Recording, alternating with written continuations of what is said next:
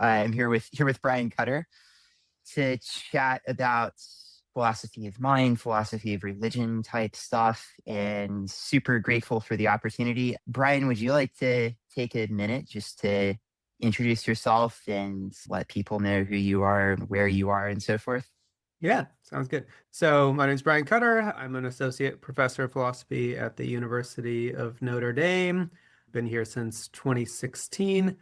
Yeah, my research is mainly in philosophy of mind, metaphysics, and at least for the last few years, more philosophy of religion.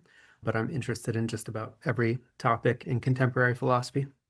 Yeah, so I've really appreciated your work as I've encountered it over the years. Maybe a good place to get going is where I think you kind of got going properly, which was thinking about physicalism, philosophy of mind, how consciousness might be difficult for physicalists to account for. So maybe, yeah, do you want to start off by sketching what you take to be the difficulties posed by a physicalist worldview with respect to the mind specifically?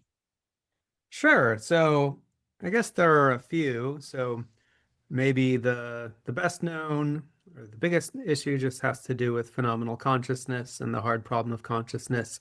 It seems that phenomenal consciousness is physically irreducible. It seems to be something over and above any physical property, any physical process in your brain, and yet it exists. It's something we can know with a greater degree of certainty than just about anything else. And so, yeah, so I mean that's kind of the classic hard problem of consciousness.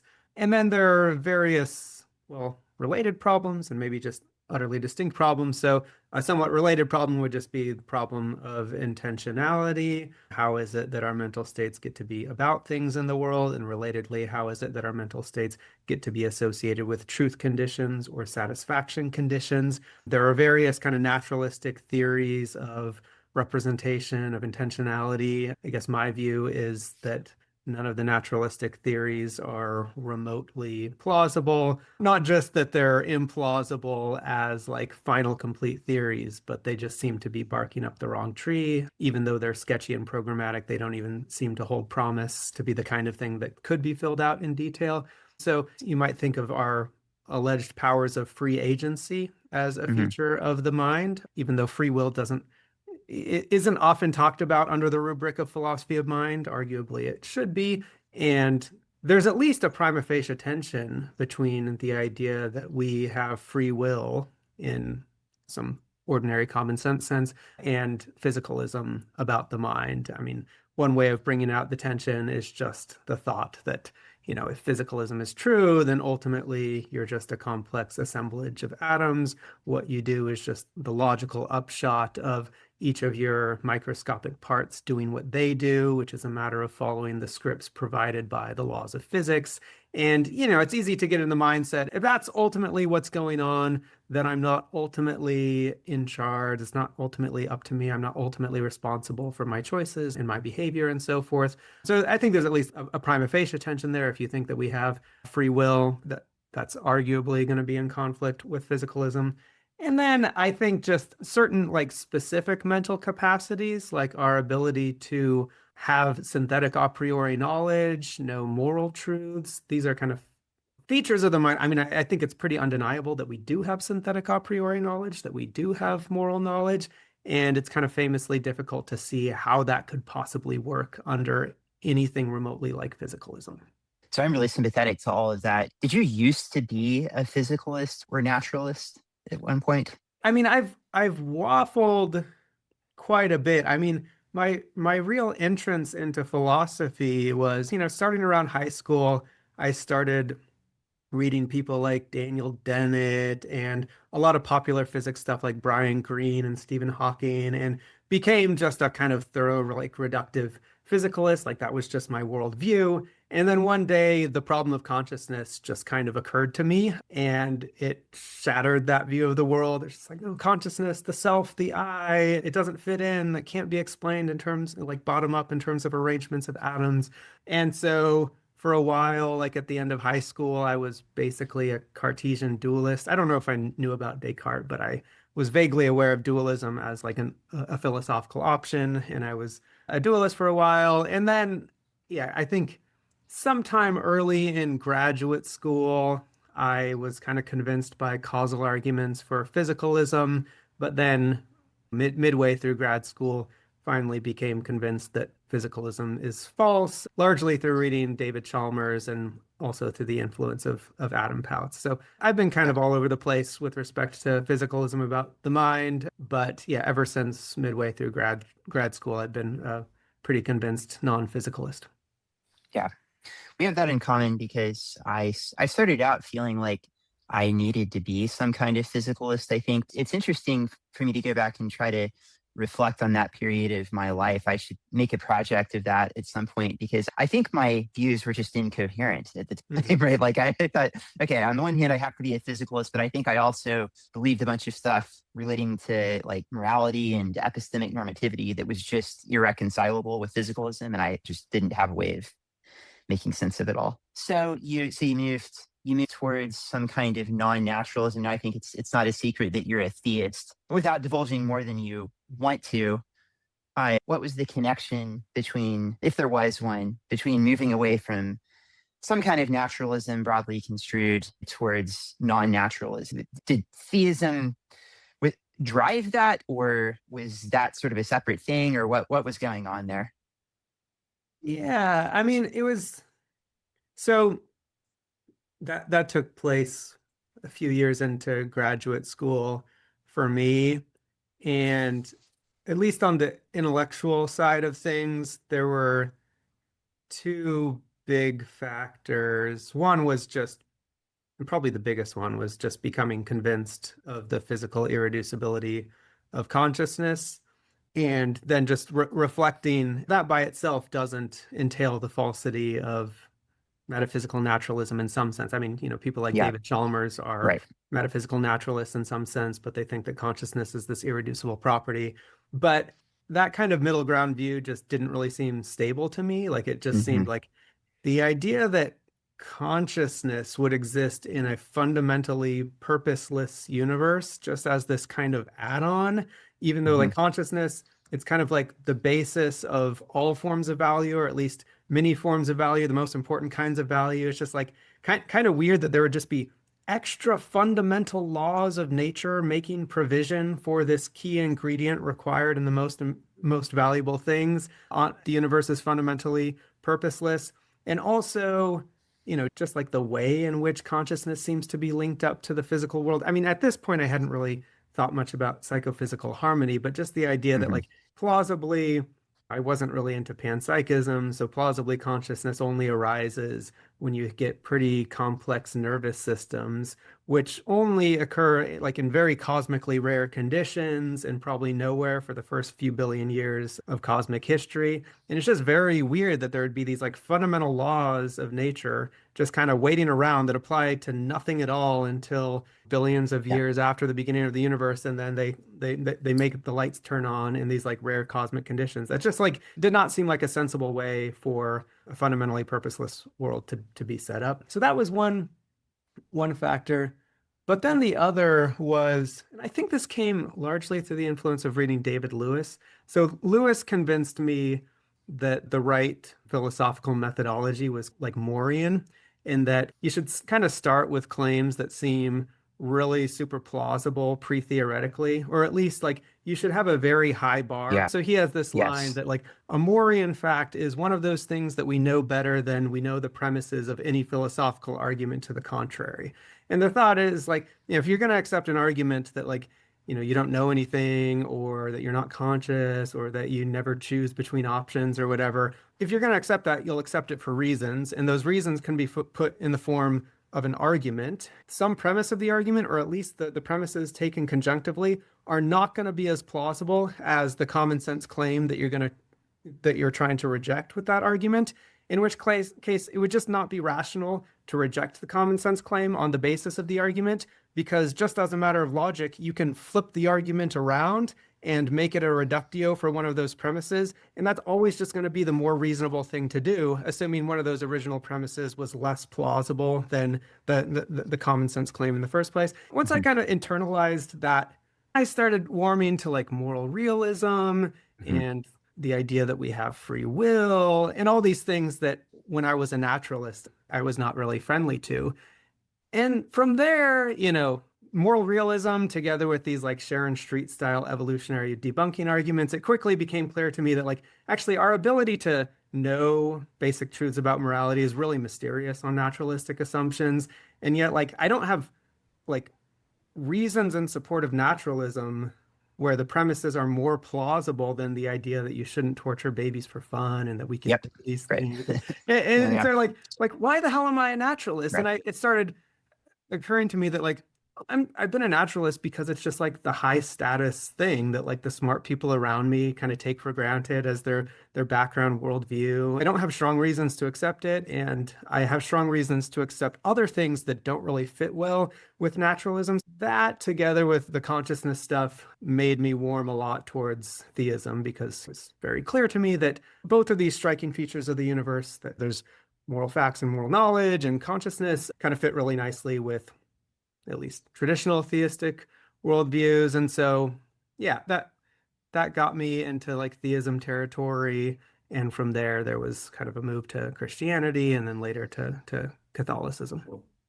Okay. Okay. Cool. So I do want to unpack more of that as we proceed, but I think that moral realism played a big role in my moving away from naturalism as well, because that was a sort of core commitment. And I had a number of conversations with people where they were like, well, to defend moral realism, you're going to have to start sounding more like the weird religious people, the theists. And I'm like, Mhm. well, okay, if that's the cost of thinking that, it's objectively wrong to torture babies for fun, so be it. Like, why do we have this quasi-religious commitment to naturalism in the first place? It's not super Mhm. clear. Yeah. So maybe I'll just tee you up here. Isn't modern neuroscience, modern science more broadly kind of an embarrassment to a non-physicalist account of the mind? Yeah, like don't we know now that consciousness just is brain activity? Is this not just an anti-science dogma that you're peddling here, Brian? What do you say in response to that kind of objection that takes dualism to be, or just any kind of non-physicalism to be, a sort of non-starter given what the brain sciences have told us?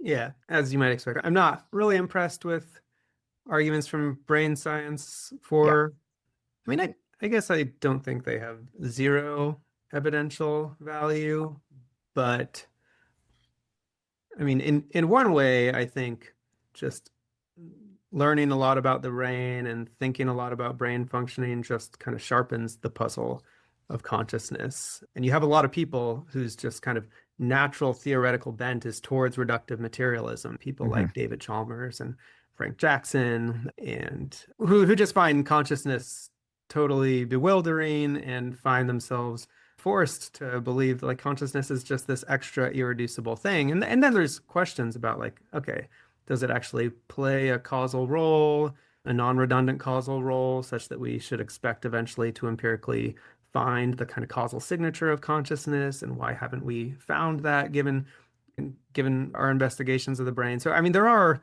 real questions there, but I guess I think like it's prima facie clear that consciousness is something distinct from physical, irreducible to any physical process, and learning a lot about correlations between physical processes in the brain and consciousness doesn't seem to do much to undermine that. I mean, I do think in principle there you could put pressure on non-physicalism through a kind of causal argument. Like if we knew enough about the brain to like really get good empirical evidence for the claim that all our behavior and brain processing can be fully causally explained in terms of prior physical causes, then I think you would at least put the dualist in an awkward position of having to accept something like epiphenomenalism or overdetermination. But even then, I guess I think I'd find those positions more plausible than physicalism.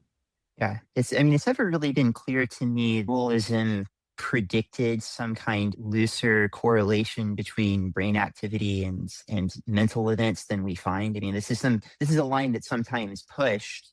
I mean, if you go back to Descartes, I mean, he thought of the brain, stuff going on in the brain was like the direct cause Yeah. of the passions of the soul. And so he would have expected there to be very tight correlations between brain activity and states of consciousness.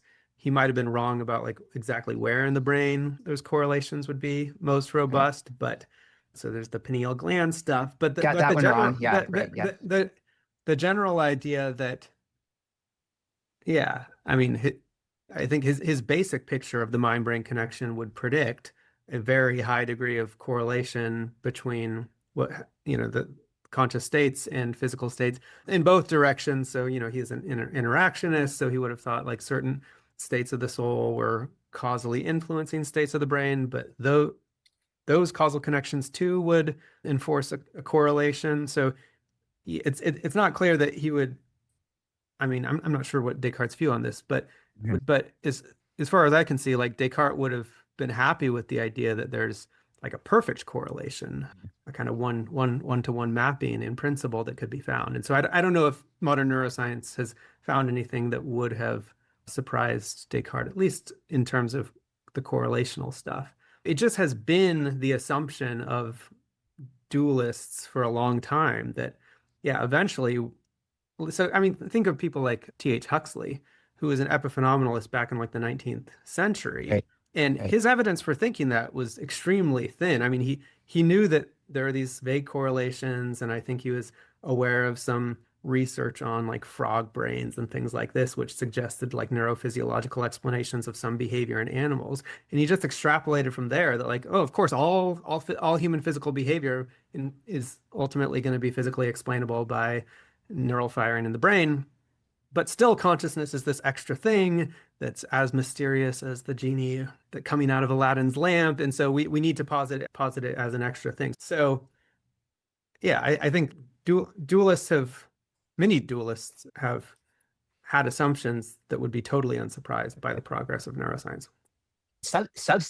Full-blown substance dualism is compatible with total causal dependence, right? So like the mental activity could be totally causally dependent on particular physical activity, and nevertheless substance dualism could be true, right? I think there's a lot of confusion about there's confusion about the distinction between causal dependence, right? Some kind of causal dependence thesis and metaphysical identity, right? So causal Yeah. dependence is one thing, metaphysical identity between mind and brain is another. Yeah. And I think that's a confusion that's more common in popular discussions than it is Yeah. within philosophy. I mean, every philosopher knows to make that distinction. Okay, so I want to get to the question of whether theism predicts or provides a kind of explanation of consciousness. Before we do that, just briefly, why not the panpsychist or neutral monist type of view, right? You said you're not drawn to that sort of position, but why not? Well, nowadays I'm a little bit more open to certain forms of panpsychism, though I don't have very strong leanings towards them. But I guess the big issue for me would be with kind of constitutive Russellian forms of panpsychism. And I guess I'm just convinced by the usual combination problem worries going back to William James. So even if all the particles making up my body and brain have their own little itty bitty experiences, it's totally mysterious how all those itty bitty experiences could constitute a further experience, namely the one that I have. Now, there are versions of panpsychism that are kind of structurally similar to dualism. Like sometimes these are called emergent panpsychism, where you say, well, yeah, each of my particles, they have their own itty bitty experiences. And then there's just a law that when they get organized in a certain way, they give rise to a further subject with its own macro experiences. But don't think that those macro experiences are built up from or constituted by the little experiences of the microscopic parts. They're merely causally dependent on those parts. And I'm open to that kind of view. But I mean, that view is structurally similar to dualism in that Mhm. my experiences are constitutively independent of the properties of my microscopic parts.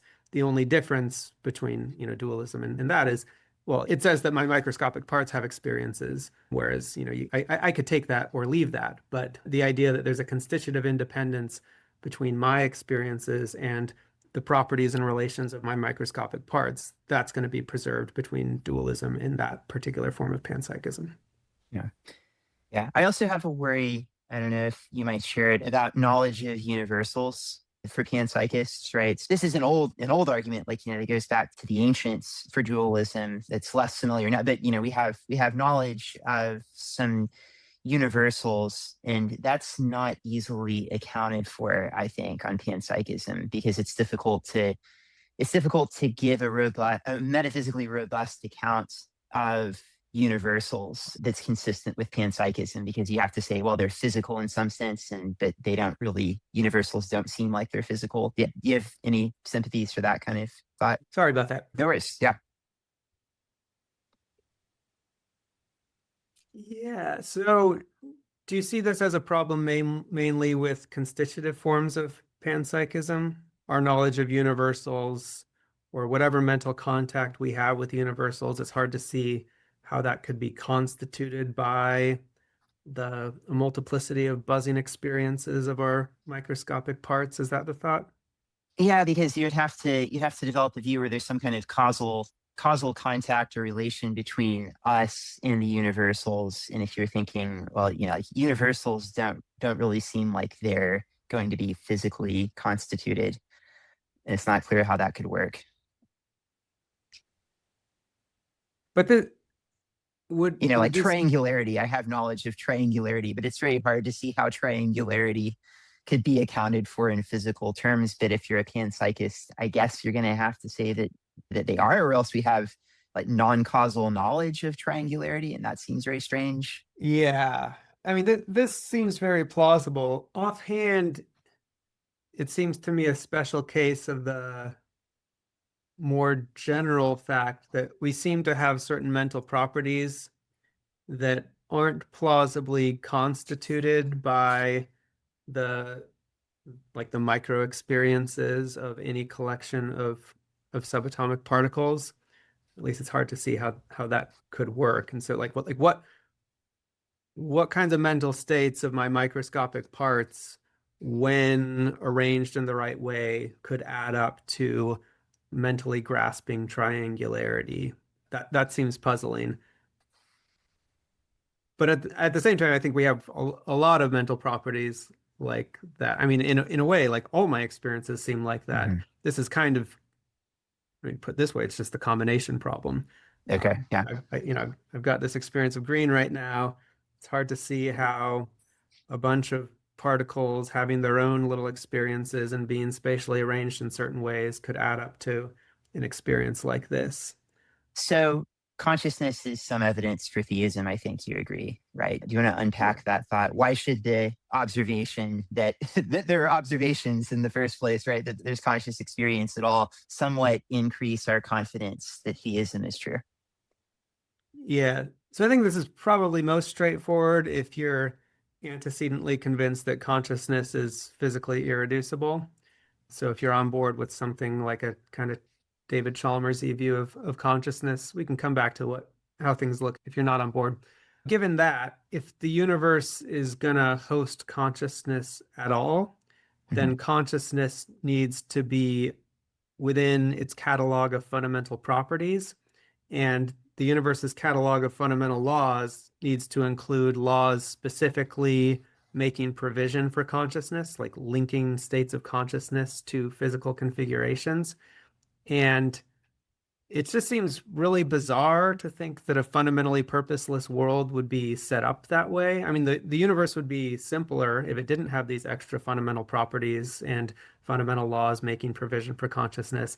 And so that's already some reason to think that it was more probable on naturalism that the universe wouldn't be set up the way that it is. Given theism, it's not at all surprising that the universe would have these extra fundamental properties and fundamental laws specifically for consciousness. Why? Well, because it seems like consciousness is required for there to be the most important valuable things. It seems arguably required for there to be any value at all, but certainly the most valuable things.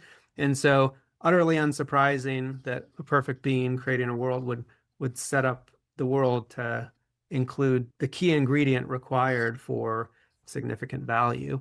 Whereas that is very surprising on naturalism. So that's just looking at kind of the bare existence of Mhm. consciousness and the bare fact that there are fundamental laws linking consciousness to physical states. That's more to be expected, it seems to me, on theism than on atheism or on naturalism. But then when you look at the specific way in which consciousness is Right. lawfully linked to physical configurations, I think that provides even more dramatic evidence. Yeah, Yeah, so I definitely want to get to psychophysical harmony yeah, in a moment, but yeah, yeah. good. So we're like, okay, we've got a universe, and somewhat surprisingly, it's got extra fundamental laws that link consciousness to physical configurations. Or maybe another way of putting the same thing is, physical stuff, in addition to the causal powers that physics describes, like powers to like move around and enter into various spatial configurations and so forth, it has these extra irreducible powers to generate states of consciousness when arranged in certain ways. Okay, so that's maybe a little bit surprising, a little bit more surprising on atheism. But now let's look at like the specific ways in which consciousness is lawfully connected to physical states and compare that to the ways in which it could have been. So we can think of all sorts of like hypothetical laws linking physical configurations to states of consciousness. And most of these, including all of the simplest ones, are going to result in just really lame worlds. There could be a law that just maps every physical configuration to a slightly different neutral gray experience, or a law that maps every physical system onto, a ringing sensation where the pitch of that sensation tracks the mass of the object or the temperature of the object. Or there could have been these fundamental psychophysical laws that only assign states of consciousness to elementary particles. Maybe it gives like each elementary particle like a simple hot or cold sensation based on whether it's positively or negatively charged and so on. Or, so you can think all day of these like very simple, elegant, possible laws, possible ways in which like physical configurations of matter could have been lawfully correlated with states of consciousness. So, a world where there's complex configurations of matter plus a bunch of lukewarm bathwater sensations or ringing sensations or TV static experiences or neutral gray experiences. Like these are worlds that are devoid of like all the valuable things, pretty much all the valuable things, pretty much all the consciousness involving goods that exist in our world. So in worlds like these, with these very simple psychophysical laws, you wouldn't have any interpersonal relationships. You wouldn't have creatures that like veridically consciously perceive their environment or have true beliefs about things or love or experience beauty or really have any of enjoyment. Like any of the like consciousness involving goods that exist in our world would not exist and could not exist under a very, very wide range of alternative sets of psychophysical laws, alternative ways of kind of lawfully mapping physical states onto states of consciousness. And yet, our world conveniently doesn't just have these extra fundamental laws making provision for consciousness, but links physical states to consciousness in ways that gives rise to a wide range of very significant consciousness involving goods, like, interpersonal relationships and conscious agency, whereby you can like think about different courses of action and decide one on the basis of the reasons and so forth. I think it's just like a very striking fact about our world that it includes not only consciousness as like an extra irreducible property over and above the basic physical properties, but specifically links these like primitive irreducible states of consciousness to physical states in ways that allow for significant goods. And the reason this is striking is that pretty much all the conceivable ways of mapping physical states onto consciousness, including all the simplest and therefore the most probable, given naturalism, are worlds where they're just boring, lame worlds where like nothing valuable ever happens, or at least you don't have significant consciousness involving goods. So that for me is like one of the most striking facts about our universe that I think very strongly is more to be expected given theism than given naturalism.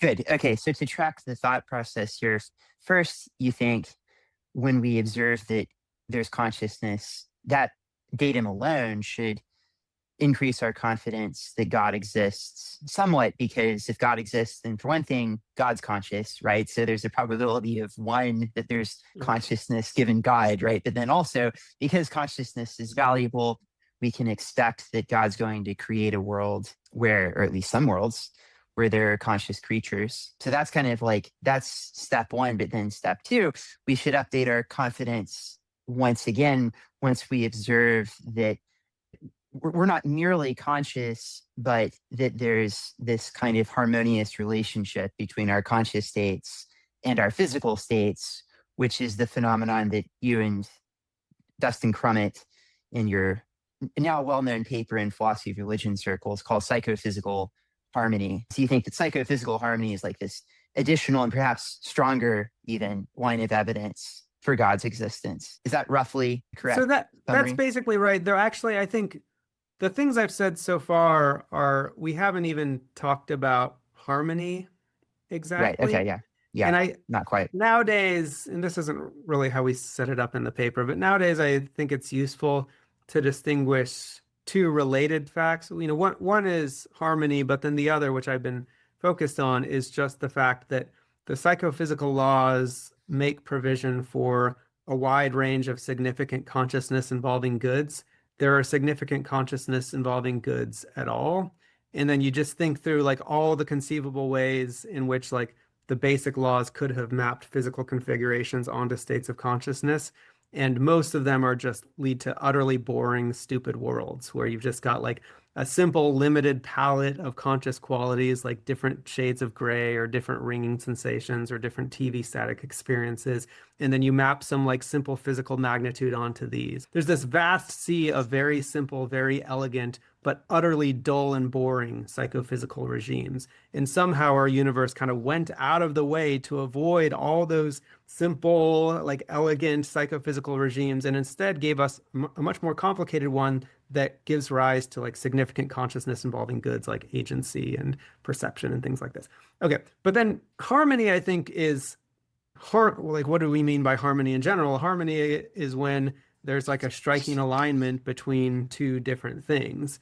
And so I think that's another striking feature of the world we live in, that there are these like striking harmonies between our states of consciousness and the world and our behavior and other states of consciousness. Our behaviors tend to be behaviors that are rationally appropriate in light of our experiences. So you feel pain, which is an intrinsically bad thing that you have reason to avoid, and that tends to be followed by avoidance behavior, and vice versa with pleasure. Or you've got these rich conscious thoughts, and then you've got behavior that is rationally appropriate in light of the having of those thoughts or the conscious desires that you feel, and so forth.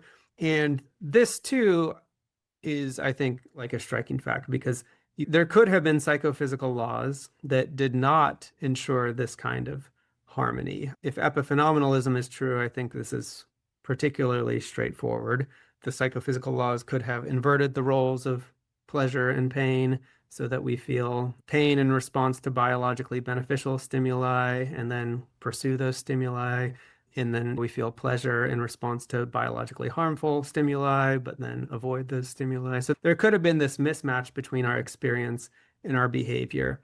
But then also, if you just think of all these like alternative, really simple psychophysical laws described earlier, like the ones that just kind of map physical configurations onto simple sensations of heat and cold or whatever, evolution might still rig up complicated physical structures that lead to adaptive behavior and so on, but there's not going to be this harmonious match between the behavior and the experiences. It's not like the behavior, like you still might get people that are like avoiding predators and building huts and doing cool stuff. It's just that behavior is not at all going to like rationally cohere with their chaotic or their super simple experiences. Yeah. Yeah. Okay. So I want to linger a little bit on the evolution point, because I know that this is the major hang up, right? It seems to most people like, oh, evolution must account for what you're calling psychophysical harmony. I think that's definitely not true, but it takes time to see that. Okay. Maybe first question is this. Do you think that evolution by itself says anything about consciousness, makes any kind of prediction about consciousness or offers an account of why we find consciousness in the world? It could have some connection to consciousness. So if consciousness has causal powers to produce adaptive behavior, and the laws of nature are set up that certain kinds of cellular networks can produce consciousness, which in turn produces adaptive behavior or can be exploited to produce adaptive behavior, then evolution might, lead to organisms that have the right kinds of cellular networks that give rise to consciousness, which then lead to adaptive behavior. But the basic laws of the universe need to be set up in the right way in order Right. for natural selection to favor creatures with consciousness rather than, and to favor creatures with certain kinds of consciousness. I mean, Yeah. one kind of obvious point is if the laws of nature don't make provision for consciousness at all, then there's nothing evolution can do to rig up a conscious system. So if we had lived in a world where there's just physical stuff and the physical stuff just obeys physical laws that tell it how it can like move and what spatial configurations it can enter into, but there aren't extra laws saying that when you've got matter arranged in such and such way, they give rise to experiences of pain and pleasure and so forth, then, in that nomologically simple world, then evolution can just create more and more complex and interesting physical arrangements of matter. It's not going to be able to produce consciousness because none of the physical ingredients of the world have the power to generate consciousness. And so you got to have stuff with the basic power to Right. generate consciousness in the first place, or you got to have laws of nature saying that certain physical configurations lead to consciousness in order for evolution to do anything about consciousness. I don't know a ton about chemistry, but I'm pretty sure that there's like no viable evolutionary path whereby you get a brain-like functional system made entirely of iron through Darwinian means. Or, maybe the laws say that when you've got the right kind of physical structure, the right kind of functional organization realized in mercury or in helium or in, luckily, we seem to live in a world where the kinds of physical structures that evolution can feasibly build are the ones that have the power to or are lawfully connected to states of consciousness. But things need to be set up in the right way in order for that to happen. Yeah, good. I think that's what I was trying to get at because, yeah, it seems like the ultimate explanation of consciousness is going to have to come, as you say, at the level of the laws, where perhaps it's going to have to do with to cede some possible ground to panpsychists, to something to do with the nature of matter itself. But it seems epistemically possible that you have an evolutionary process that just involves no first person experience at all, right? Where you get like all sorts of complex, interesting behaviors, maybe even behaviors identical to those that have taken place in actual evolutionary history, but no consciousness, no experience at all. All right. So, with respect to the phenomenon of psychophysical harmony specifically, I think a very natural response that people have is say, well, look, Brian, I mean, of course, pain behavior, the experience of pain is going to lead to avoidance behavior. The experience of pleasure is going to lead to behavioral reinforcement. We're going to seek the things that give us pleasure. This seems utterly banal and unmysterious. So, why are you saying there's something further here to explain? So, what's the response for somebody who really digs in on that point and wants to say that no, it's just like very clear that you're going to have to find behavioral harmonization with the phenomenology that pairs with it naturally? I guess it certainly seems conceivable that you would have a mismatch between experiences and the behaviors that they lead to. I mean, so first of all, I think pretty clear that zombies are conceivable. You can conceive of something physically just like you, down to the finest atomic detail, but that has no experience at all. You can also conceive of beings that are physically like you, down to the finest atomic detail, but have different experiences. So Chalmers and a bunch of other people talk about inverts. Your counterpart's color qualia could be inverted, or you could be like a partial zombie, where this being has your visual phenomenology, but not your auditory phenomenology. Or it could just have experiences that like match the structure of your chaotic microphysical processes rather than these kind of like high level information structures in your brain, and while holding fixed all your physical behavior. And it just looks like in general, it's conceivable that you could have just about any experience combined with your actual physical structure and behavior. And there doesn't seem to be anything incoherent about the idea that the behavior that pain actually leads to, the behavior that pain leads to in the actual world, maybe some other sensation could have produced that same behavior, or at least been associated with that same behavior, like a neutral sensation of gray. So it seems totally conceivable that the very brain state that in us is correlated with pain, in some other world could be correlated with a neutral gray sensation, and which then leads to avoidance behavior. There's nothing a priori incoherent about that. And it seems like, most conceivable ways of pairing up physical states with states of consciousness would not lead to this nice harmonious alignment between what our experiences give us reason to do and what we actually do when we have those experiences. So psychophysical harmony seems like exactly the kind of contingent phenomenon that ordinarily we think needs to be explained. And so you and Dustin argue that God serves as I think you want to say the best explanation of psychophysical harmony, although you can correct me if that's too strong of a conclusion. Yeah, how does this end up lending support for theism as opposed to just some other non-naturalistic hypothesis?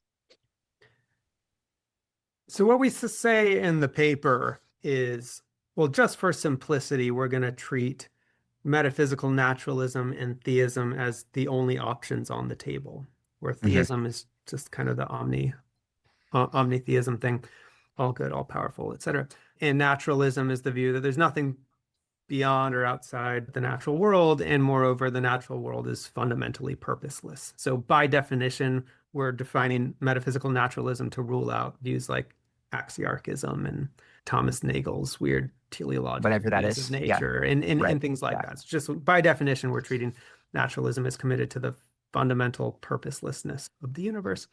And so, yeah, we say, okay, with those two on the table, it's a win for theism over naturalism, but we claim, it may provide equally good evidence for other non-naturalistic views.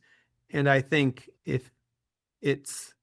I don't see that psychophysical harmony favors theism over like atheistic axiarchism, for example. And Okay. there's certain kinds of limited designer views Right. that, Like the Philip Goff thing. Yeah. yeah, though even there it's a little bit tricky because in order to predict it as well as theism, Goff's deity needs to have enough power to bring about Yeah. physical harmony. And that can be a somewhat dicey thing given the power limitations that God wants to impose on the deity Right. in order to solve the problem of evil. Right. Yeah. So enough power to cause psychophysical harmony, but not enough power to stop evil. Yeah. So, I mean, certainly it's possible, and this is just like a general fact of Bayesian argument. Yeah. You can rig up a limited designer view. Okay, good. Okay, so that's really great. Thank you for the summary of that. I am mindful of your time, so I'll start thinking about like heading towards winding down. And in the spirit of that, I'm curious what other arguments for God's existence you have sympathy for. I mean, this is the one that you're in philosophy of religion circles best known for, but are there other arguments that shore up your belief in theism and maybe even specifically classical theism? Yeah, what are your more general thoughts about arguments for God? Yeah. So there are a lot of design-ish arguments that I find pretty compelling. I think the fine-tuning argument is pretty good, though I think there are some worries about multiverse explanations. But there's a variant on the fine-tuning argument that maybe for me I find a bit more powerful, which is a kind of more a priori version of the fine-tuning argument, The thought being, like, you can just know a priori that the fundamental ingredients and structures and laws of the universe have to be fine-tuned to a considerable degree in order to get any kind of interesting organized complexity at all. Because a priori, we can just see that a very wide range of possible laws and structures and basic setups for the universe would just not lead to anything interesting or any kind of organized complexity at all. I mean, setting aside like the details of what we know our physical universe is like and the structure of its laws. So, the universe could have just been like an empty three-dimensional Euclidean space, or it could have been just like a space with a bunch of particles where the only law was everything moves in a straight line forever. Or it could have been like an arena where things just move in circles forever. Or it could have been just like a one-dimensional cellular automaton that just develops according to simple rules. And I mean, actually thinking about cellular automata like the game of life is kind of instructive here. So mathematicians have investigated kind of a class of mathematically possible worlds called cellular automata. So you can think of like the game of life is the most famous one. It's a two-dimensional grid that evolves according to simple deterministic laws. And actually, we've discovered that like most possible laws governing these two-dimensional cellular automata, they don't lead to anything interesting at all. They either lead to just like simple repetitive loops or everything dying out really fast or just utter chaos. Now, the game of life is famous because it's like one of the very few sets of possible rules that lead to kind of interesting emergent complexity and like interesting structures at various scales and so on. But even then, you need to significantly fine-tune the initial conditions. So if you've ever played around with like a game of life simulator online, you know that like if you just kind of randomly populate the cells, most of the time it either dies out or just gives you like repetitive blinking structures. It's only a very small range of possible initial conditions that leads to like interesting, novel, kind of on the edge of chaos, kind of like this nice mix of like chaos versus order that we find in our world. And so I think just kind of thinking through the range of like possible ways that a reality could be, it's very clear that like a lot needs to be tuned just right in order to get a world where like that's not completely lame and boring. A world where there's like interesting structures and organized complexity and interesting narrative structure, like most possible ways for a physical universe to be, just considering the point a priori and not learning anything about like the structure of our laws, are just like not hospitable to life and not hospitable to like anything interesting at all. So I think it's just like a very striking fact that it's not at all to be expected, given a fundamentally purposeless universe, that there would be kind of cool and interesting stuff at all. So that's like I could go on, but considerations along those lines, just how hard and demanding and fine-tuned fundamental reality needs to be in order to get anything cool and interesting happening in reality at all, makes it particularly surprising that our world is kind of cool and interesting, to say the least. And I think much more expected on theism than on atheism. So that's a family of arguments that I find pretty compelling. Yeah. So I think those are the kinds of arguments that move me the most as well. But do you have sympathy for the classical type arguments? The Aquinas' five ways first cause type arguments, the ontological arguments, the Kalam tradition. Anything there that you find particularly plausible? Interesting. I suspect that some modal cosmological argument is probably sound. Though, and maybe people with like better functioning intellects would just like immediately see the truth of the relevant premises more clearly than I can. But to me, those arguments rely on like metaphysical premises where it seems like there's a lot of room for doubt.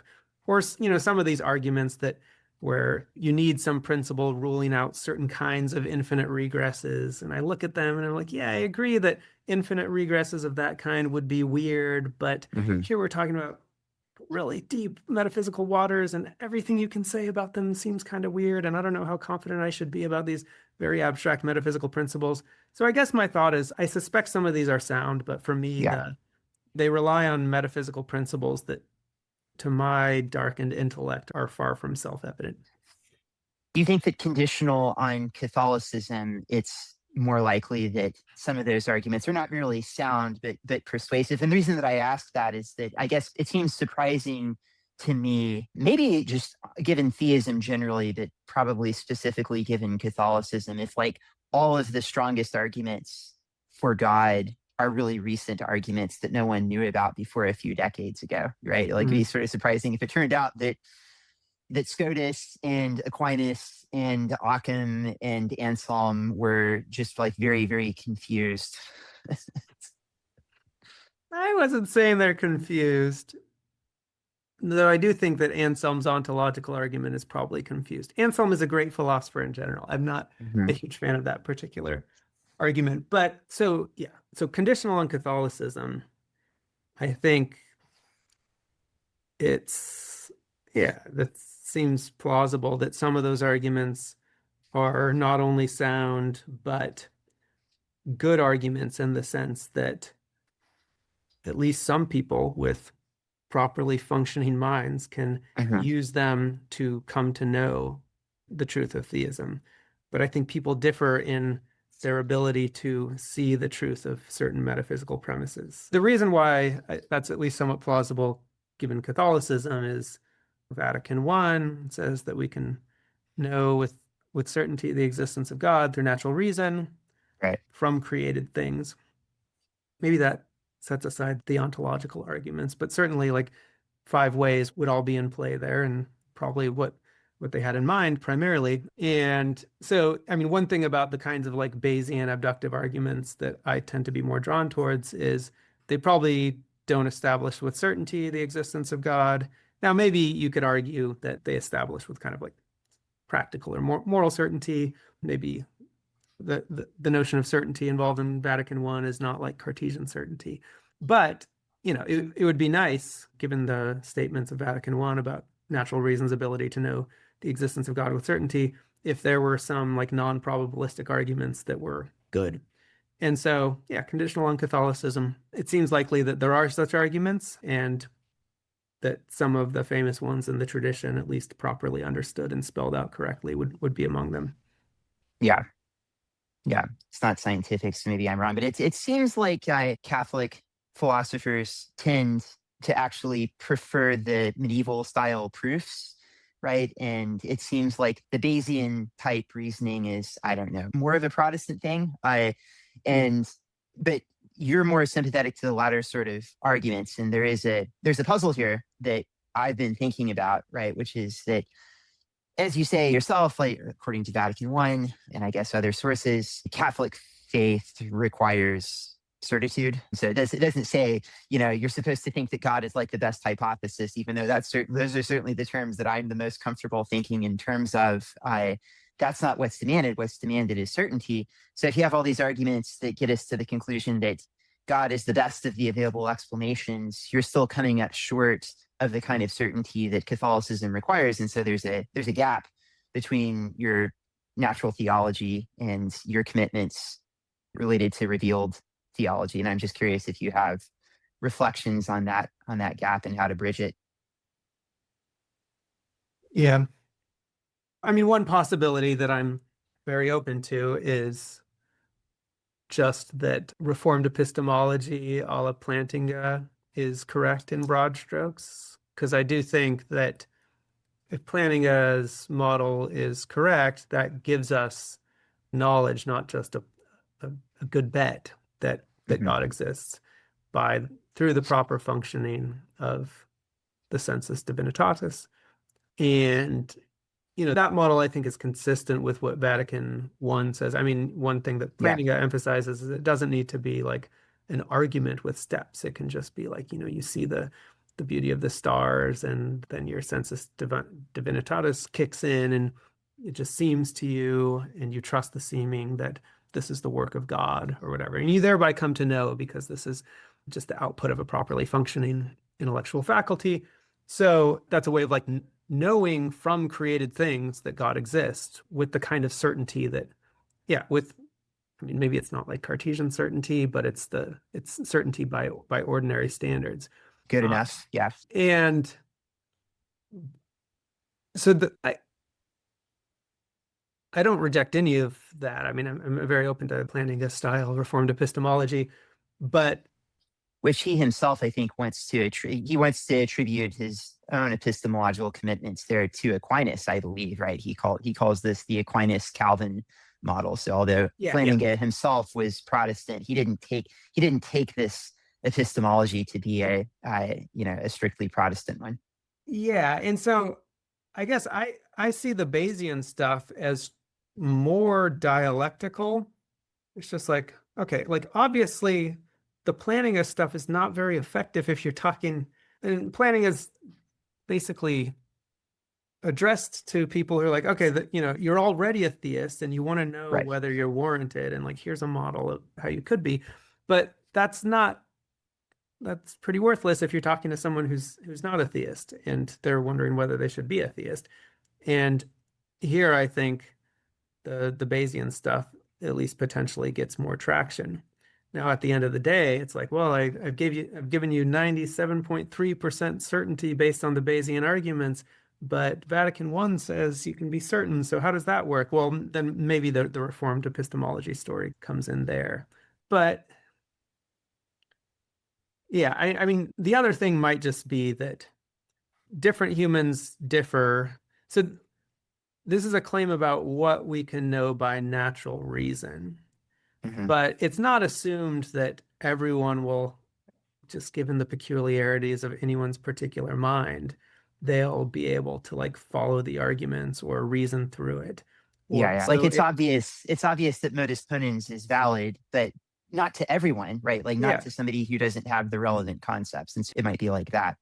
Yeah. And so one view is like, even very smart philosophers, their intellects are darkened in certain ways, just as kind of contingent idiosyncratic results of the fall and so forth. And so they're just like not in a position or whatever, for whatever reason, like they can understand these arguments and not come to know.